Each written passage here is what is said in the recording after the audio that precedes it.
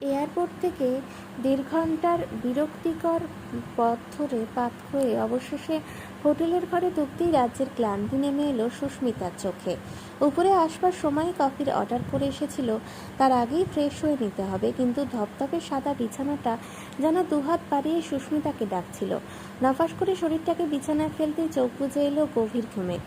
রুমে সার্ভিসের ছেলেটির বোতলের আওয়াজে লাফ মেরে উঠল, আর ঠিক তখনই তলপেটে কোমরে সে চেনা ব্যথাটা অনুভব করলো। এই ব্যথাটা কয়েক মাস ধরে ওকে খুব ভোগাচ্ছে। কপালে চিন্তার ভাঁজ নিয়ে দ্রুত হাতে ট্রলিটা তন্ন করে খুঁজে পেল, না বড়সড় একটা ভুল করে ফেলেছে এবার। Susmita Chatterjee information and systematic কোম্পানির ট্রেনিং ইন্সট্রাক্টর। মোটামুটি সারা ভারতবর্ষে বছরের বেশিরভাগ সময় ট্রেনিংয়ের জন্য ঘুরে বেড়াতে হয়, ফলে লাগেজ মোটামুটি গোছানোই থাকে। যদি এই টিমে সুস্মিতাই সবচেয়ে জুনিয়র, তবুও বছরে বেশ কয়েকবারই রাজ্য থেকে ওই রাজ্যে ছুটে বেড়াতে হয় ওকে। কিছুটা দক্ষতার কারণে, কিছুটা আবার ওর নিজের ব্যক্তিগত কারণেও বটে।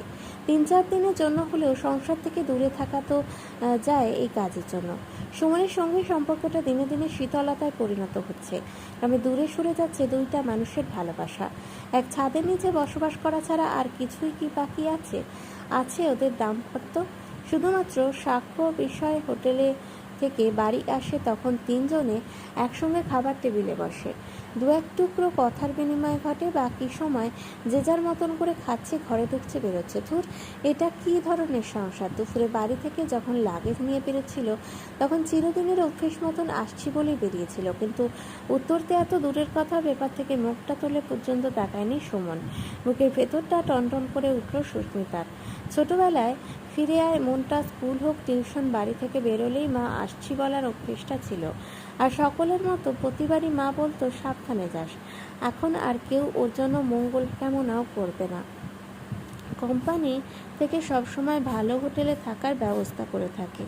এটাও ৩ তারা মার্কা হোটেল, মূল শহর থেকে বেশ কিছুটা দূরে হলেও আধুনিকতায় মোড়া। ড্রেস টেবিলের উপরে সাজানো প্রয়োজনীয় সামগ্রী, বাথরুমে brush, fridge, shampoo, hand wash, shaving kits, এমনকি স্যানিটাইজারের বোতলও সাজানো। ঘরে ওয়ার্ডরোবের মধ্যে ছোট্ট একটা ফ্রিজ, কিন্তু কোথাও মেয়েদের ভীষণ প্রয়োজনীয়, ভীষণ ব্যক্তিগত জিনিসটা থাকে না।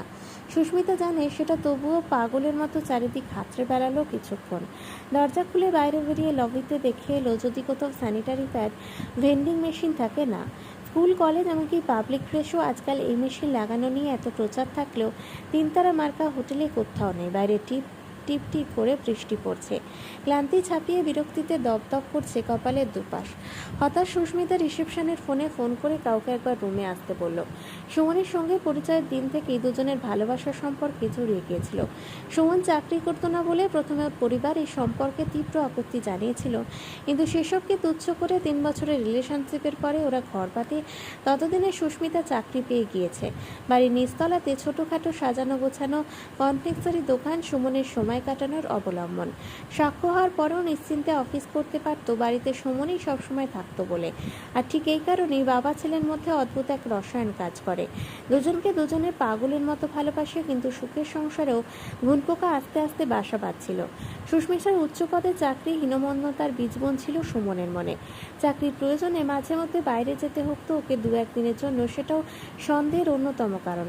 সাক্ষ্য যখন ক্লাস 4, সুস্মিতা দ্বিতীয়বারের জন্য প্রেগনেন্ট হয়। সুমন পরিষ্কার জানিয়ে দেয় যে এই সন্তান ওর নাও হতে পারে। নিজেকে এত সস্তা আগে কখনো মনে হয়নি সুস্মিতার। অনাকাঙ্ক্ষিত সন্তানকে পৃথিবীতে আনতে চায়নি সুস্মিতা, কিন্তু সিদ্ধান্ত নিতে বড্ড দেরি করে ফেলেছিল। প্রচুর শারীরিক জটিলতা পেরিয়ে একটু সুস্থ হতেই সুস্মিতা বুঝতে পারল সংসারটা আর আগের মতো নেই। অবিশ্বাস আর ঘৃণার আবহে সাক্ষ্যকেও রাখতে চায়নি, তাই বোর্ডিং স্কুলে পাঠিয়ে দিয়েছিল। কোমরের এই টনটনে ব্যথা ইদানিং খুব কষ্ট দিয়েছে। এবার বাড়ি ফিরে ডাক্তার দেখাতে হবে। মিসক্যারেজের পর থেকে বিভিন্ন রকমের সমস্যা লেগেই আছে। পিরিয়ডের ডেট ঠিক থাকে না, সুস্মিতা বুঝে গিয়েছে। আর আধা ঘন্টার মধ্যে পিরিয়ড শুরু হয়ে যাবে। অস্থির লাগতে থাকে। পাগলের মতন রিসেপশনের আবার ফোন করে বসে। 2 মিনিটের মধ্যে রুম সার্ভিসের ছেলেটি এসে জিজ্ঞেস করে, কি লাগবে বলুন ম্যাডাম। সুস্মিতার প্রয়োজন শুনে আকাশ থেকে পড়ল। মনে হলো এই জিনিসের নাম আগে কোনোদিন শুনেনি। লজ্জায় মাথা নিচু করে দ্রুত ঘর থেকে বেরিয়ে যেতে বলল, আমি ম্যানেজার বাবুকে ডেকে দিচ্ছি ম্যাডাম। একবার শুধু হোটেলের ম্যানেজার এসে বলে গেলেন। ম্যাডাম কিছুতেই বুঝতে পারছেন না আশেপাশে সব দোকানে বৃষ্টির রাতে বন্ধ হয়ে গিয়েছে। তবু আমি চেষ্টা করছি আপ্রাণ, আপনি একটু কষ্ট সহ্য করে নিন। ব্যাস, পরবর্তী একটি ঘন্টা হোটেলের লোকেরা পারতপক্ষে ওর ফোন ধরা বা ওর সাথে যোগাযোগ করা কোনোটাই করে না। হুমকি বা চিৎকার চেঁচামেচি কিছুতেই কাজ হয় না। বিরক্ত সুস্মিতা ঠিক করে নেয় এবার বাড়ি ফিরে এই বিষয়টা নিয়ে জোর লড়াই চালাবে। ছোটবেলার বন্ধু পারমিতা নারী সচেতনতা এবং অধিকার নিয়ে বেশ বড়সড় লড়াই আন্দোলন করে। ওদের একটা এনজিও আছে। ওর সাথে ফোনে একপ্রস্ত আলোচনা সেরে নেয়। রাতের খাওয়া, বিশ্রাম, ঘুম সব মাথায় ওঠে সুস্মিতার। হাতের কাছে থাকা চুড়িদারের ওড়না দিয়ে তখনকার কাজ সামলিয়ে নেয়। সোফাতে বসেই ঘুমিয়ে ঘুমিয়ে পড়ছিল সুস্মিতা।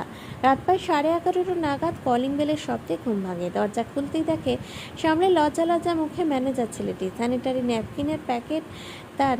অনেক চেষ্টা করে তাকে দোকান খোলা ফেলাম না। বৃষ্টির রাত বলে আর কোনো সমস্যা হলো না।